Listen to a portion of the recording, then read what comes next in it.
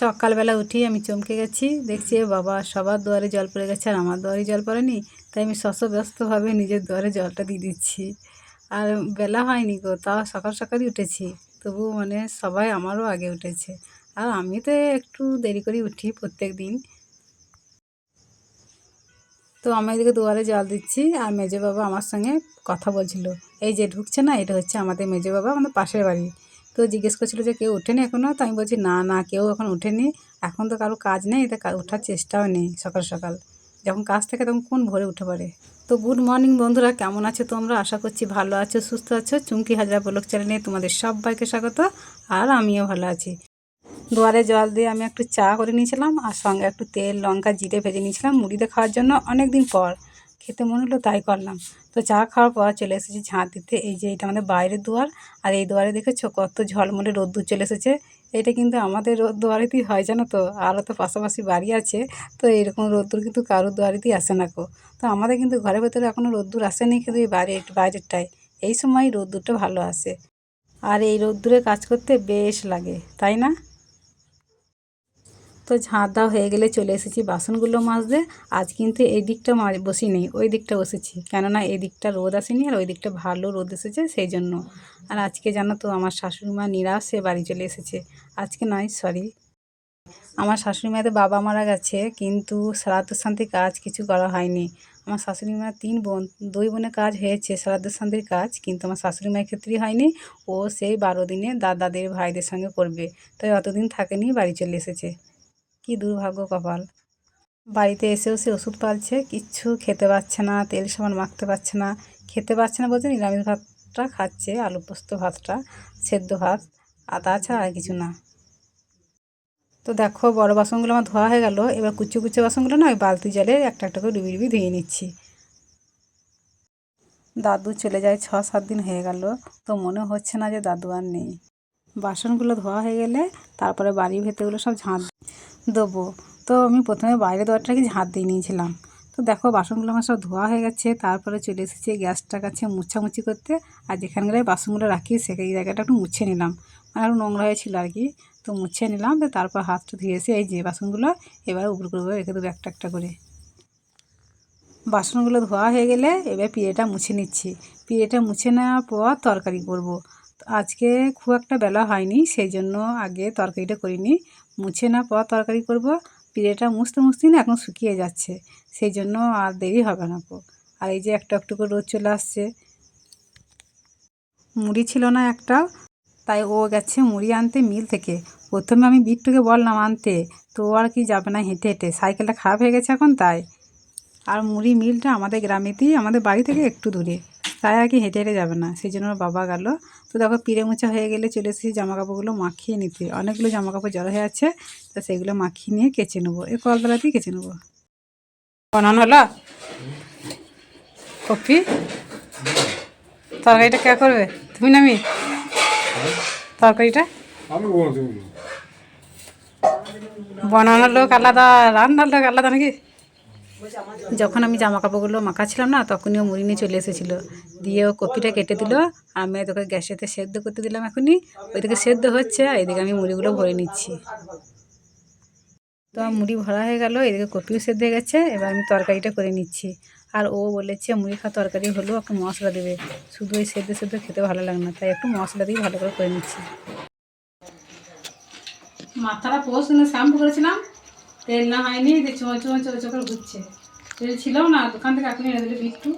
আর যতবার দোকান যাবে সারাদিনে ততবার ওকে 5 টাকা করে দিতে হবে, খাবার কিনে খাবে। এখনও মুখ চলছে, কী আনলে কি জানি, তেলও খুলতে পারছি না। আর ও মনে হয় আবার আজকেও যাচ্ছে পুকুরে জলে নেমেছে পানা পরিষ্কার করতে। আমাকে বারণ করলাম যে আজকে যেও না, ঠান্ডা লেগে যাবে। ওর আবার ঠান্ডা ধার, জানো তো, ছোটোদের মতো। ঠান্ডা লেগে গেলে কিচ্ছু মতেই ভালো হতে চায় না, আর কড়া ফুটে বসে যায়। বাবা ও খুলতে পারছি না তো। তেলটা আগে নিয়ে এলাম, মাথাটা এত ঘুরছে না চঞ্চো চঞ্চো করে, আমি একদম এখনও না, একদম আর শ্যাম্পু করে থাকতেই পারি না। আগেও পারতাম না, তবু হয়তো 2-3-4 দিন পারতাম, এখন আমার তো একবারও পারি না। একদিনের জন্য পারি না। মনে হয় আজকে শ্যাম্পু করে দিই, আজকেই তেল নেয় তাহলে আরও ভালো। তো আমি জোর করে 2 দিন 1 দিন রেখে দিই।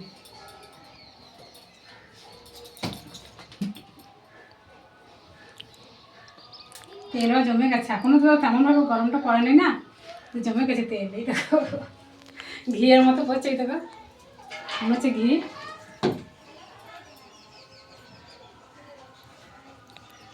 আগে যে কত চুল ছিল কি বলবো বন্ধুরা, এক পিঠ চুল ছিল, আরে এত মোটা চুল আস্তে আস্তে উঠে উঠে উঠে উঠে এখন শুরু হয়ে গেছে।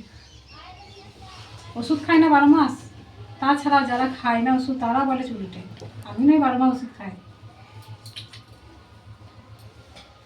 বলে ভাত খাওয়া হয়ে গেছে আমাদের, শাশুড়ি বৌমা মিলে বসে বসে গল্প করছি।